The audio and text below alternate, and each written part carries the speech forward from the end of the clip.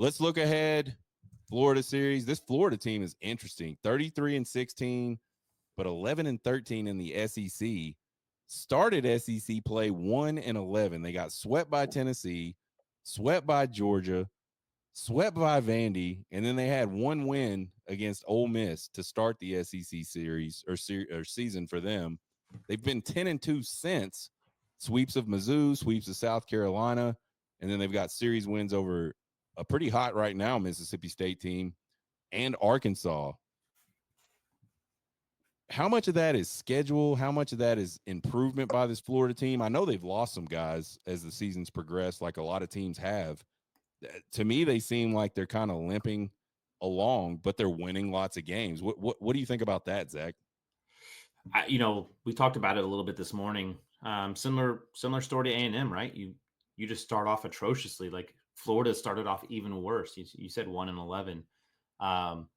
They had some injuries. They lost one of their big pitchers, Coppola, who they just got back this past weekend. They've dealt with injuries throughout the season.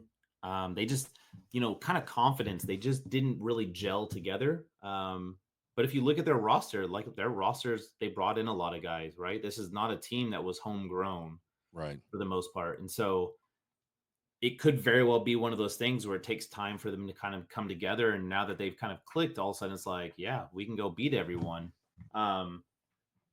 They do come in hot, right? But they they swept Missouri. Okay, fine. They got the bats going. They didn't sweep, but they beat Mississippi State. But, you look at that game and it was an 11-8 win and then an 8-14. And so it's not like they were just lights out. They were able to outmatch them in the second game and they outmatched them in the first game. Now, Arkansas, that was a legit series win, right? They won the game 6-4, but then they got blanked 7-0.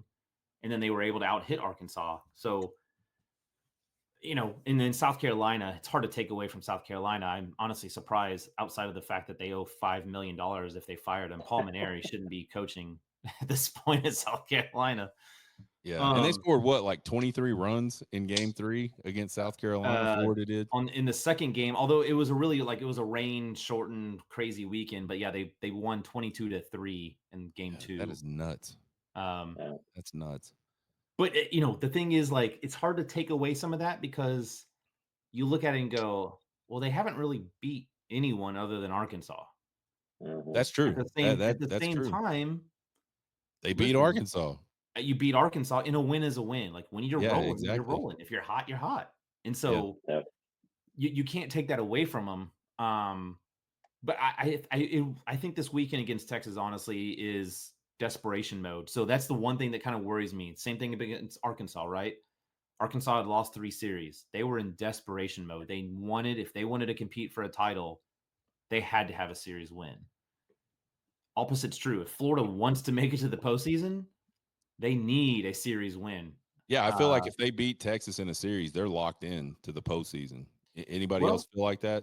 If they win 2 games, that gets them to 13 and 14, and then they have 3-game series against Alabama, which is not going to be a cakewalk by any stretch of the mean. So, yeah, likely they need a series win against Texas and a series win against Alabama to truly solidify that they are in the tournament. Now, a series win against Texas on the road probably gets them in. Yeah, absolutely. So, but that's one of the things that Texas has to understand is they're fighting for their tournament lives, and that was one of the things we talked about today with Sauce-Nagel is like, you always talk about the weekends on Sunday where you're looking to sweep, you're looking to win a series, or you're looking to avoid being swept. Well, now you're at this point of the season where it's the entire series. You're looking to win a series so that you can get into the postseason. So, right. Yeah, it'll be interesting to see how they handle themselves. Personally, I hope Texas whoops their ass because I hate Kevin O'Sullivan. That guy is absolutely just love that. Nothing good to say about that guy. Logan says they got their AD on the committee and a good RPI. He thinks they're in probably. I mean, he thinks they really just need one this weekend. Logan does. Nah. Well, I mean, if they only get one this weekend, they're going to need at least one, probably 2 against Alabama, or 1 against Alabama, 1 against Texas, and they'll probably have to win 2 in Hoover. Yeah. So either way, interesting to see. Like, I basically The moral of the story is Florida's back's against the wall, and they've got to start doing some stuff with not a lot of time to do some stuff. So I think if you're this Texas team, you got to realize that's a dangerous team because they're talented and they are a little beat. I mean, we're talking about a team that was what, top 5 preseason, certainly top 10 for sure. But I think I remember them being like a top 5 team preseason, at least in some of the polls. So it's a team that has some talent and has some dudes. I mean, offensively, they're pretty good. 304 batting average, 80 home runs, 100 doubles.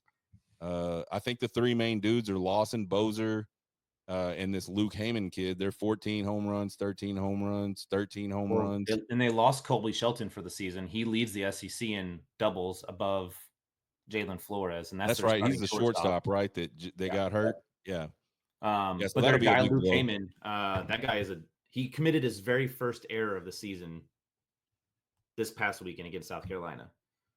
He's got a 9.98, and he plays catcher, and you don't run on him. I mean, he's that good. Yeah. So, yeah, I mean, they're a dangerous team. It'll be very interesting. Brody Donay is the guy that you look out for. He hasn't shown the power this season, but he's got some legit. I'm gonna send it over the batter's eye at dish ball kind of power. Like, yeah, he's really, really good. So to me, on the pitching side, they seem like it looks like Peterson and King are their Friday and Saturday guys. Liam Peterson, Aiden King, and they're both really good. 3.29 ERA, 4.09 ERA. Yep. It looks a lot like Sunday's kind of platoon style for them, like much of the teams in the SEC. It wasn't though. Pierce Coppola he was out for 2 months, right? So now he's back. He'll almost certainly be the starter on. Yeah, he may get to start on Sunday, but how long can he go? I think he didn't pitch very much against South Carolina. Well, that was because of the rain. Fair enough.